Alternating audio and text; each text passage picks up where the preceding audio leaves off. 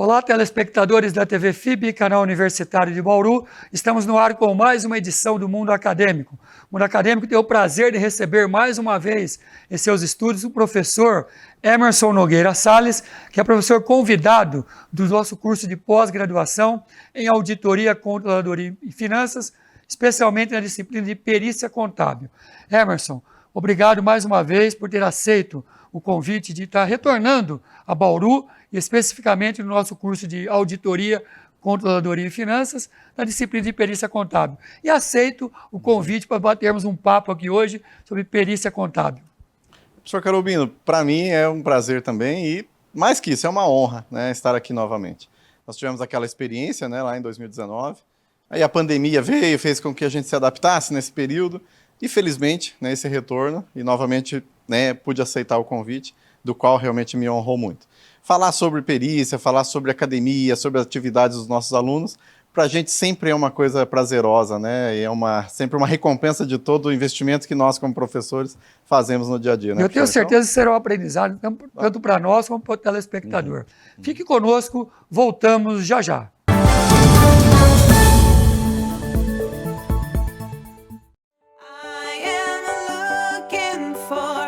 No futuro, eu vejo um lugar cheio de energias positivas, boas vibrações e muito conhecimento.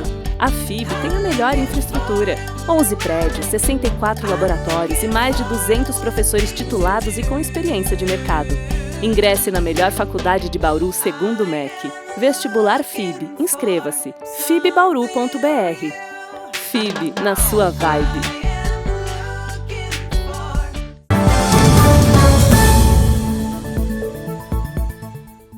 Estamos de volta com o Mundo Acadêmico. Hoje temos o prazer de receber o professor Emerson Nogueira Salles, que é professor convidado no nosso curso de pós-graduação em Auditoria, Controladoria e Finanças. Emerson, retornando a Bauru, né? Agora com essa turma 12, você está retornando com a turma 12, com a disciplina de Perícia Contábil. Vamos bater um papo hoje e falar sobre, mais uma vez, de perícia, né? Eu queria que você abrisse a sua participação nesse bate-papo falando do nível de abrangência da perícia. Sabemos que não é só contábil, sabemos que orbita pelo lado econômico, pelo lado financeiro. Então, eu queria que você desse uma visão para o telespectador que está nos assistindo, a abrangência da perícia. Pois é, professor, a perícia é algo realmente muito abrangente, né? Porque a perícia é necessária em quase todos os tipos de conflito, né, na esfera judicial, às vezes antes de chegar na esfera judicial, a extrajudicial, e também em outras esferas decisórias, como a arbitragem, né, está em plena expansão no Brasil, nos processos de arbitragem, e lá também é necessária a perícia, então é necessária também a atuação do profissional. E o senhor falou muito bem, né, que a perícia ela não é só contábil, ela tem, além de outras atividades, como engenharia, medicina, tem uma série de outras, né, formas de perícia, mas nós tratamos sempre da perícia contábil, econômico, financeira, né, que o contador pode atuar tranquilamente e na maioria delas também os administradores e economistas também podem atuar e atuam com muita propriedade, inclusive às vezes até em parceria com os contadores, né?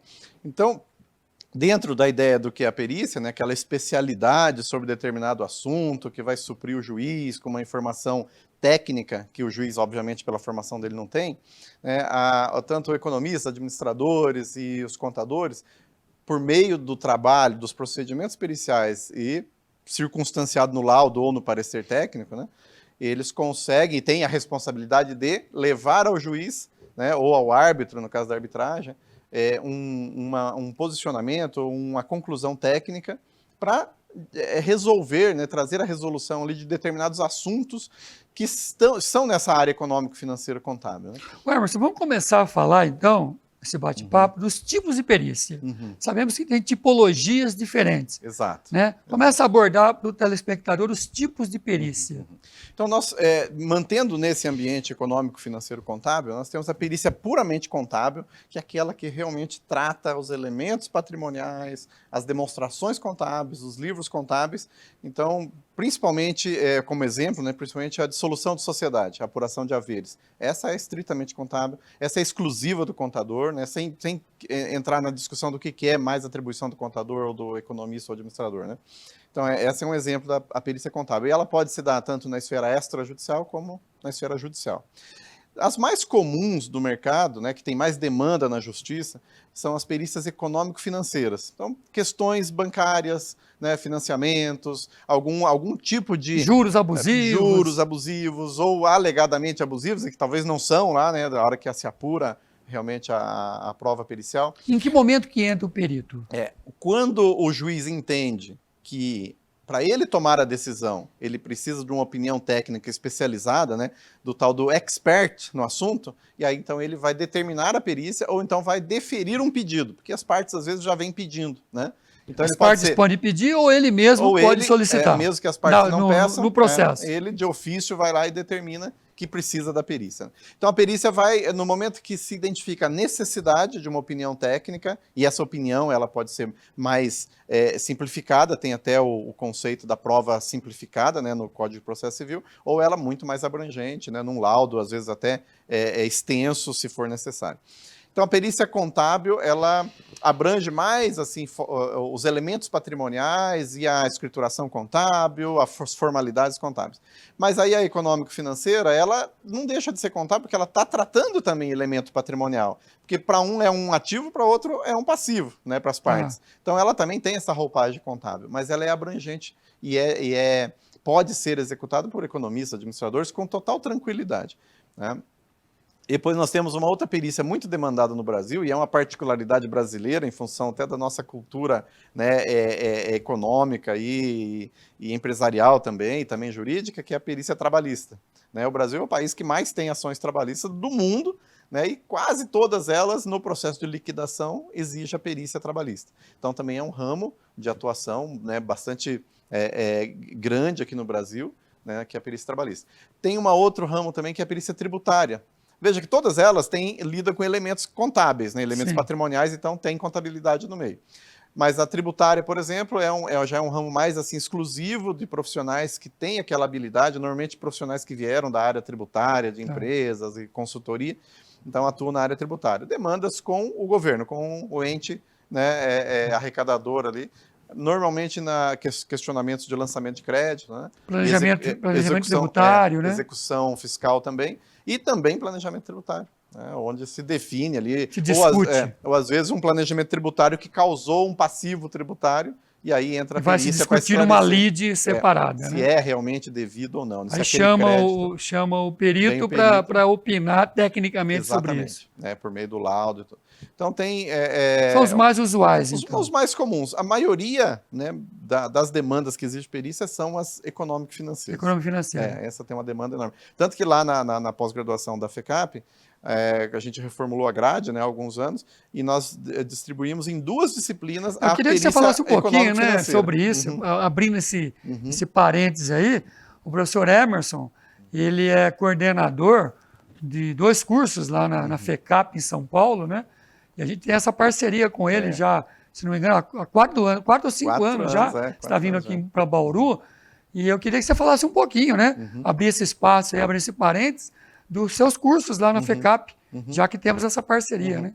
São 2 cursos, né? Eu vou aproveitar, já que estou falando da grade lá. Então, nós colocamos a perícia em temas financeiros 1 e perícia em temas financeiros 2.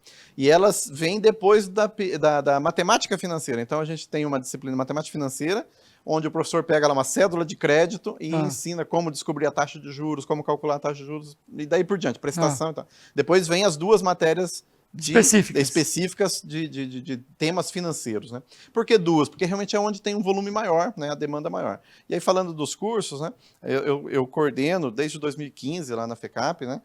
2 cursos que têm até uma certa proximidade, que é a auditoria e a perícia, né? São 2 cursos diferentes, né? Grades totalmente diferentes, né? Porque tem esse público diferente, né? Mas aí a auditoria tem o EAD e tem o presencial também, a auditoria. E o foco da pós em auditoria é em auditoria interna. A gente, de 2015 para cá, nós desviamos o foco da auditoria de balanços e colocamos a auditoria interna, que tem uma demanda maior, né?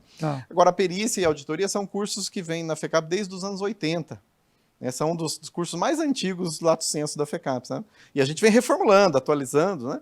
E essa parceria da FECAP com a FIB, por meio desse contato nosso, ela é muito saudável para as instituições, né? Porque a gente divulga a FIB lá, fala desse trabalho que a gente faz aqui no interior, né? E aqui divulga a FECAP também.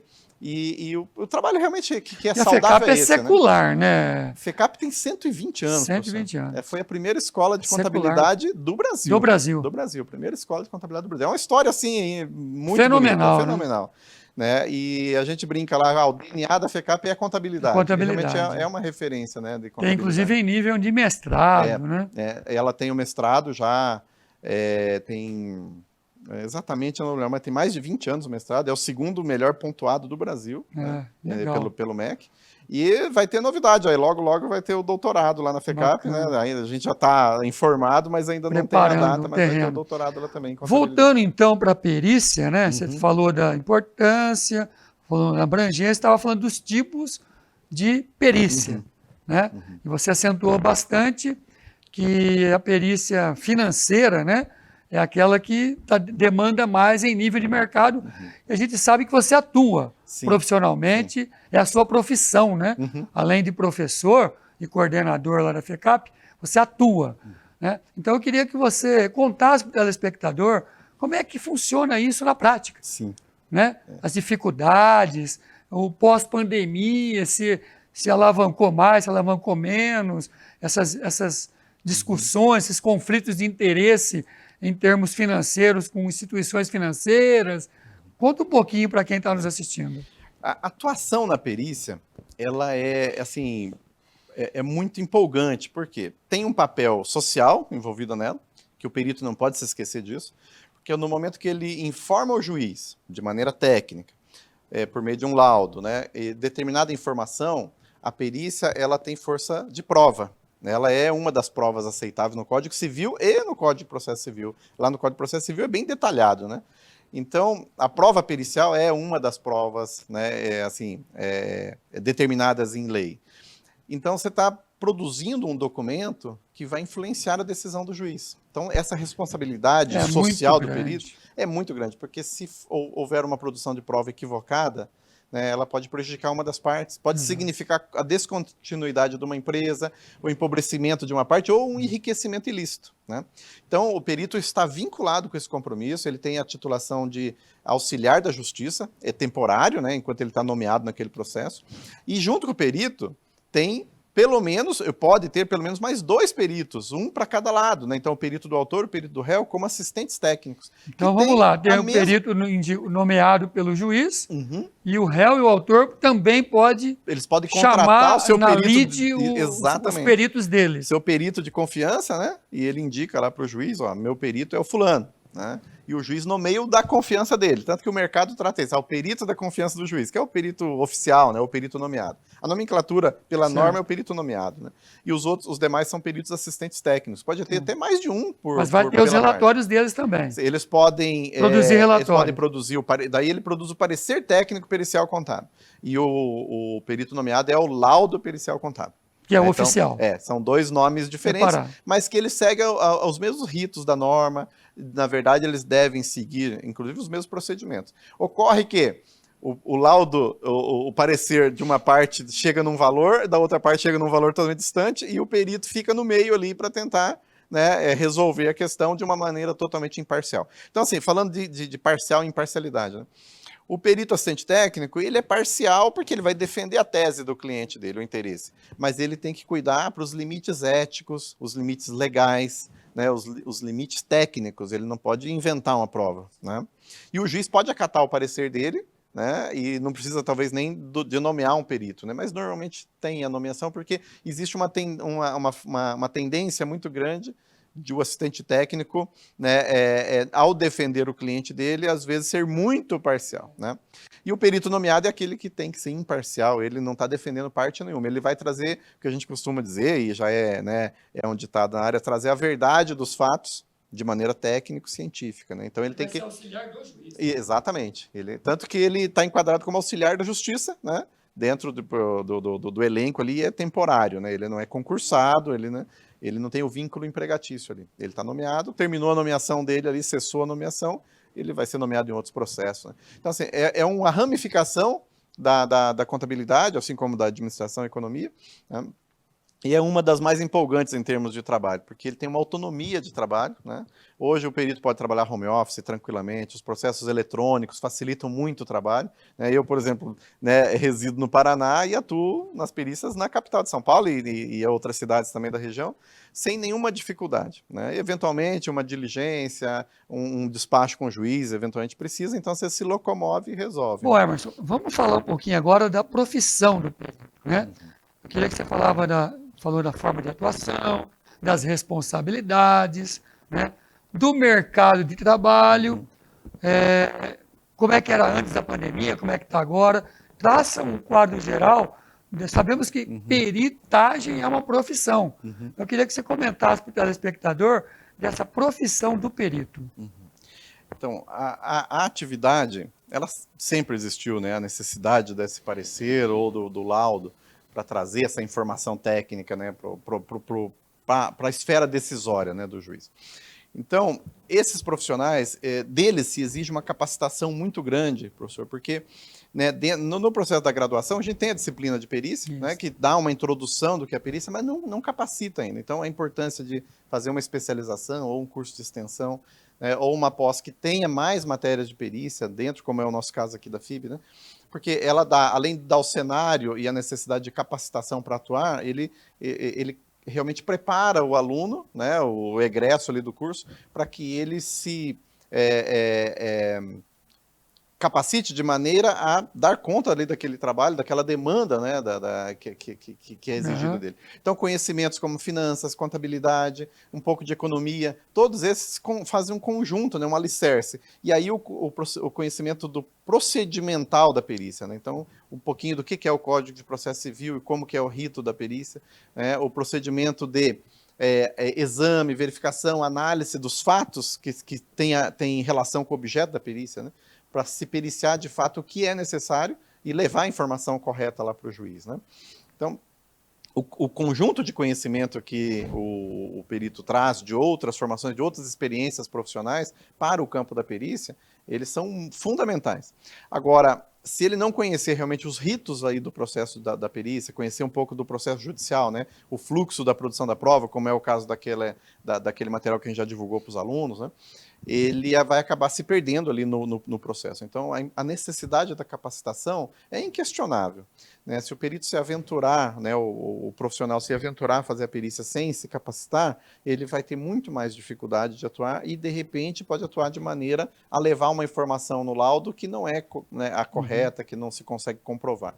Porque não é o fato do perito criar uma prova pericial e ela ter valor de prova que ele está isento do accountability, né, da necessidade da transparência dos trabalhos. Ele tem que provar o que ele coloca ali. Então ele tem que juntar a documentação probatória, ele tem que ficar à disposição do juiz para esclarecer qualquer dúvida das partes ou do próprio juiz, né? Então não basta entregar o laudo e pronto, né?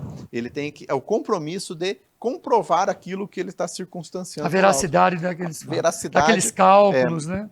A gente costuma dizer que é a verdade irrefutável. Ela pode ser até questionada, você esclarece a dúvida da parte, mas ela é irrefutável, porque não tem como negar a verdade, né? Então, se ela tiver comprovada por meio da documentação necessária, né, dos fatos ali que foram examinados e comprovados, ela realmente é irrefutável. Pode ser, uma parte sempre vai ficar mais satisfeito com a prova do que a outra. Sempre vai ter essa... Mas aí pode até questionar, mas o perito vai conseguir manter a prova que ele produziu, ratificando as conclusões, e não precisando retificar. Né? Ô Emerson, falando dessa figura do perito, o contador, você falou contador, administrador, economista, são aqueles profissionais que mais se enveredam para essa área aí, você colocou muito bem. Não é só contador, né? Porque o perito ele é contábil, econômico e financeiro. Sim. Você falou no início do bate-papo. Quem está nos assistindo, eu gostaria de ser perito. Como faz?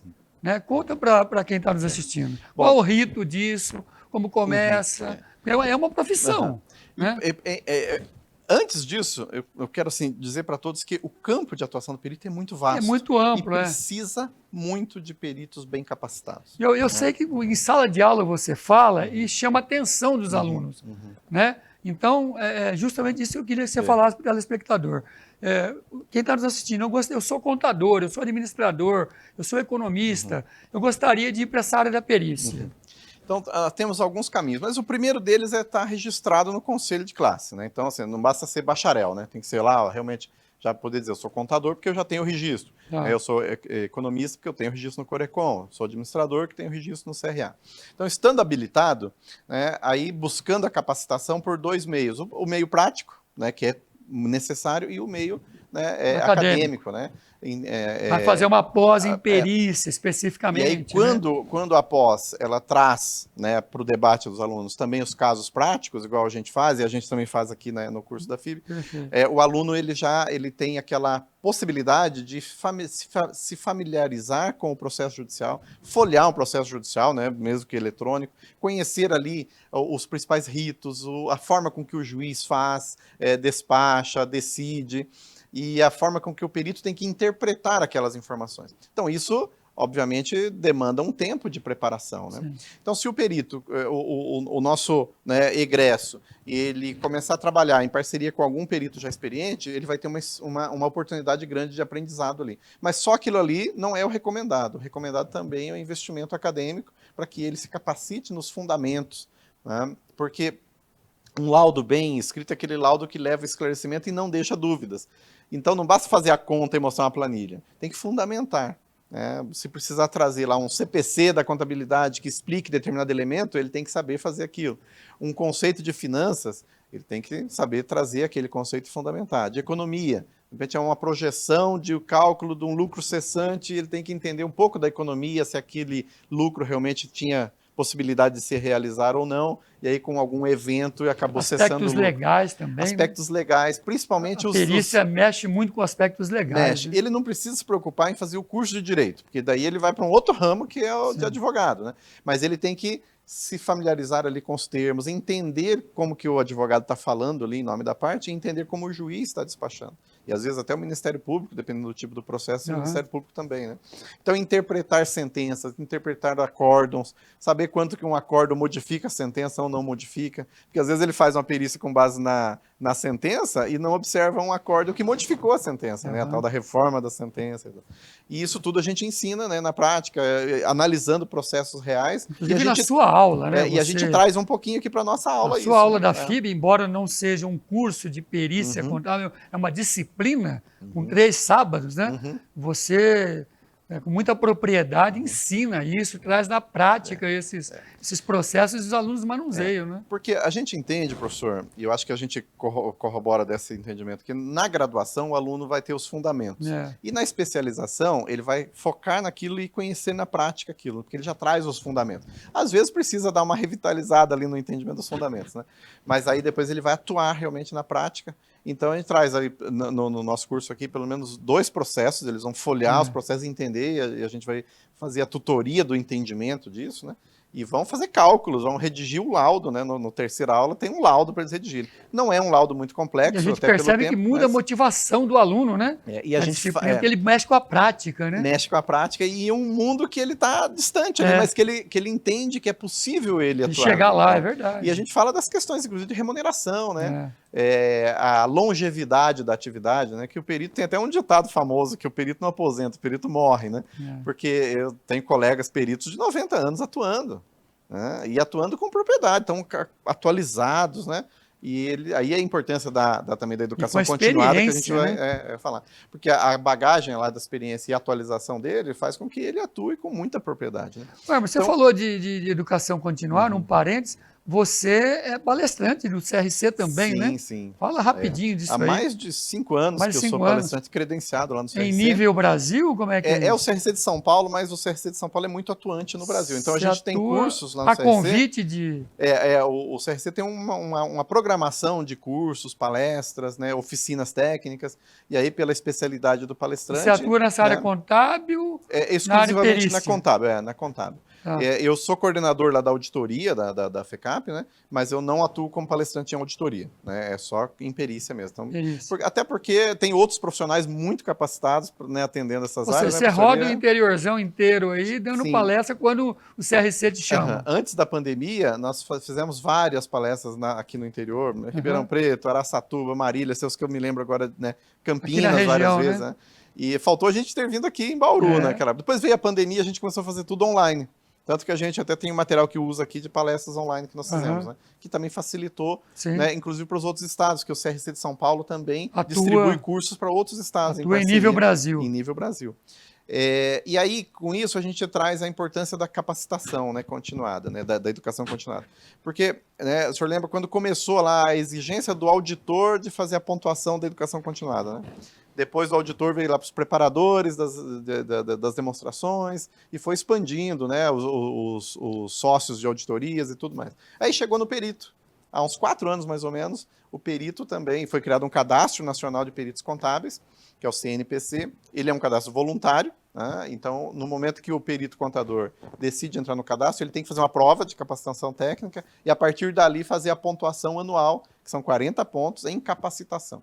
O curso da pós, né, ele capacita em determinados pontos ali pela carga horária dele, então o aluno, né, que cursou uma disciplina, ele já tem determinados pontos, né, para incluir dentro do cadastro dele. Porque se ele não cumprir educação continuada, ele está em desacordo com as normas de contabilidade. Né? E não vai demorar muito, outros conselhos vão adotar esse procedimento também. Um modelo interessantíssimo. A contabilidade, né? É assim, a pioneira, né, nisso, né? E também do exame de suficiência, né? Depois da OAB, é a contabilidade que tem. Né? CRC, também, né? Então, é muito importante isso. E aí, os juízes, quando eles entendem esse processo da educação com continuidade, eles valorizam muito os nossos alunos, a gente mesmo, né? Porque, poxa, né? Tá preocupado com a educação continuada para o perito ficar sempre atualizado. E o perito, ele é meio por natureza, professor, meio autodidata. Se ele não é, ele acaba aprendendo a ser, porque cada processo é um aprendizado novo. Né? Mas a educação formal na academia é necessária. A gente percebe depoimentos de alunos, né, que assim, quando eu entrei eu já atuava, mas eu atuava de uma maneira, no meio do curso eu já estava mudando minha forma de atuar. E os professores vêm com casos práticos. Todos, né, são atuantes, né? Tanto é a importância, né, que a gente comenta, né, do curso aqui da FIB, a importância de ter profissionais que atuam no mercado, porque trazem o mundo real para o aluno. Né, e trazem prática, né, que é o que a gente faz com os alunos. Perfeito. Emerson, nesse finalzinho do nosso programa, coisa boa acaba logo, né? E fala um pouquinho da sua disciplina de perícia contábil. Como é que você aborda nesses 3 sábados que você tem conosco aqui, né? São 24 horas, já o quarto ou quinto ano que você está vindo conosco aqui. Como é que você trata essa disciplina? Nós, como são 3 sábados, né, aí a gente não pode ficar um dia inteiro falando só de conceitos, né, professor? Porque é cansativo até para a gente mesmo, imagina para os alunos. Né? Então, eu uso procuro usar um pouco do conceito de aula invertida, né? Distribuir algum material antes para os alunos, para eles se prepararem, como se fosse uma leitura prévia, e alguns casos reais da perícia, para eles, né, lerem. No caso, a gente já distribuiu até um vídeo para eles assistirem, para vir para a aula, né, para a primeira aula, já com alguns fundamentos, né, e relembrando alguns fundamentos da graduação. Então, a gente faz esse trabalho, mas não focando muito tempo só em discutir fundamentos. E aí já vai vinculando aquilo com os casos reais. Então, quando a norma ou a legislação falar de alguma coisa, a gente já abre ali um processo real, né, e fala, neste caso, é isso que aconteceu lá no processo. E os alunos já vão internalizando e já se familiarizando com a prática. Né? Aí, no segundo período da primeira aula, nós já vamos ler uma parte de um processo judicial real. Da prática, né? São processos públicos, né, não estão sobre o sigilo de justiça, então a gente pode usar, né, para estudos e tudo, principalmente para academia, né, não há problema nenhum, então a gente tem essa liberdade de usar os casos reais. E, obviamente, que são casos não muito complexos em termos de tempo de estudo, porque senão a gente não consegue, né, evoluir com ele. Né? Então, são casos mais simples, mas que têm, né, os ritos normais de um processo complexo também. Né? E aí, na segunda aula, a gente já vai fazer algumas apurações, exames em documentos, né, digitais e cálculos, né, planilhas de cálculos. E aí, cada vez disso, a gente volta e busca ali um conceito, busca um caso real de como o perito resolveu aquilo, né? Desde a petição do perito, como ele escreveu, porque essa é uma dificuldade também, né, da nossa área, né, de finanças como um todo. a comunicação por escrita, né? Então a gente exercita bastante isso, porque se o perito não soubesse comunicar de maneira escrita, ele talvez até apurou a prova correta, mas ele não conseguiu evidenciar. Dentro daquele tripé da contabilidade, né? Reconhecimento, mensuração e evidenciação, né? Então a evidenciação é fundamental que ele lá, no processo da redação do laudo, ele saiba evidenciar os achados. Ele está produzindo uma prova. Exatamente. Né? A importância disso, né? E se ele não souber contar aquilo de maneira escrita, ele pode se complicar e não contribuir da maneira necessária. E no último encontro, parece que vai para o laboratório produzir um relatório. Normalmente a gente faz a segunda aula já no laboratório. Né? Já faz alguns cálculos, mas tem um pouco de teoria ali. E a terceira aula é quase toda ela prática. Né? Tem aquelas chamadas para os conceitos, para a teoria, e às vezes relembrando, pessoal, lembra da primeira aula que a gente falou disso? Né? E eles produzem um relatório. Tem que produzir o relatório. Que é a avaliação final deles, é o relatório. Exatamente, até para estimulá-los, né, de maneira que eles tenham esse tempo de dedicação na classe e extra classe também, né, eles têm que entregar o laudo. A gente só decide se, dependendo da turma, o desenvolvimento dela, se vai ser em grupo, se vai ser individual, né? Eu gosto muito de trabalhar com o laudo individual, porque lá na vida real o perito vai trabalhar e vai assinar o laudo, né, Você sozinho. consegue interagir individualmente com o aluno também. Exatamente. Então, Emerson, para concluirmos o nosso bate-papo, fala para o telespectador, dá algumas recomendações em relação à perícia, né? Pensando não no mundo acadêmico, né? Pensando no mundo profissional, para quem está nos assistindo, o empresário, né? A pessoa física, né? Os cuidados que tem que ter em relação à perícia. Você já explicou bem, abordou bem o nível de abrangência, os tipos de perícia, veio para o mundo acadêmico, volta agora para o mundo prático e fala para quem está nos assistindo os cuidados que se deve ter e a relevância da perícia como uma prova documental em qualquer processo, seja ele civil, seja ele trabalhista, né, ou tributário. Às vezes a perícia, professor, ela é um pouco assim negligenciada pelas partes, né, até mesmo pelos advogados, não porque não entendem a importância, mas até mesmo justificando sobre custos, por exemplo. Então o ideal é quando a parte decide mover um processo judicial, que ele primeiro tire todas as dúvidas e se prepare, né, de maneira de capacidade probante da tese que ele vai defender, para que a luta dele seja mais exitosa, né, que ele tenha mais chances de ganhar. Porque da mesma forma que o autor tem a verdade dele, o réu também tem. Né? E o réu pode, inclusive, contra-atacar ali no processo, numa reconvenção, né, um termo mais jurídico. E, então, o que se recomenda? Né? Que o advogado também oriente o cliente dele para falar, poxa, para a gente fundamentar essa tese aqui, eu tenho a parte da legislação, a parte jurídica o advogado tem, mas eu preciso de um suporte técnico-científico, aí vem o perito. Então, já contrata o assistente técnico desde o início, né, e já entra com um parecer pericial, né, técnico, e às vezes esse parecer já resolve a questão, não precisa nem ter a perícia oficial lá nomeada pelo juiz. Aí a outra parte também, ao contestar a ação, que ele já se auxilie de um perito para contestar de maneira técnico-científica também. O processo que dura, em média, no Brasil, um processo na civil, que dura, em média, 4 a 6 anos, né, dependendo da instância que vai, se ele estiver muito bem instruído ali na fase, né, interlocutória ou a fase de instrução, às vezes ele, em 2 anos, se resolve. Né, porque entrar na justiça, né, é uma cultura do brasileiro, né, buscar a justiça, mas às vezes ele não está preparado para ficar 6, 7 anos esperando a resolução. Né, e ele, se tiver, quanto melhor instruído da parte dele a tese que ele está defendendo, ele tem mais chance de ter êxito. Né? Então, a ideia de se assessorar com bons peritos assistentes técnicos é um investimento, não é uma despesa. Ele tem que entender isso, que é um investimento que ele está fazendo. Claro que ele precisa ter profissionais capacitados. A importância de um bom currículo, né, a boa experiência do perito para prestar esse serviço. Depois, numa fase mais avançada, onde o juiz, de repente, determinou a perícia, ou as partes pediram e o juiz deferiu lá, a importância dele é, novamente, de criar uma maneira favorável para a produção da prova. Então, com bons quesitos, com disponibilização de documentação correta, atualizada, de fácil acesso e de fácil entendimento, né? Porque, às vezes, a parte, como tem o conceito de que ninguém é obrigado a constituir prova contra si, né? Às vezes a parte oculta um documento, que ele sabe que vai ser prejudicial para ele, né, na tese dele. Então, isso também não ajuda, porque todas as partes têm que contribuir para o bom andamento do processo judicial, né? Então, o ideal é que as partes estejam muito bem assessoradas, não só com os advogados, né, mas também com peritos assistentes. Perfeito. E que o juiz tenha essa condição de ter no mercado à disposição dele bons peritos também capacitados, né? Então, mesmo no interior, numa cidade pequena, numa comarca pequena, que tenha peritos atuantes naquela região capacitados. E a capacitação, a gente volta, né, para a importância da capacitação, ela se dá com fundamentos, né, com capacitação acadêmica e prática. Então, aí que é a ideia do curso reunir prática e conceito. Né? Perfeito. Então, você que está nos assistindo, observe esses comentários finais do professor Emerson.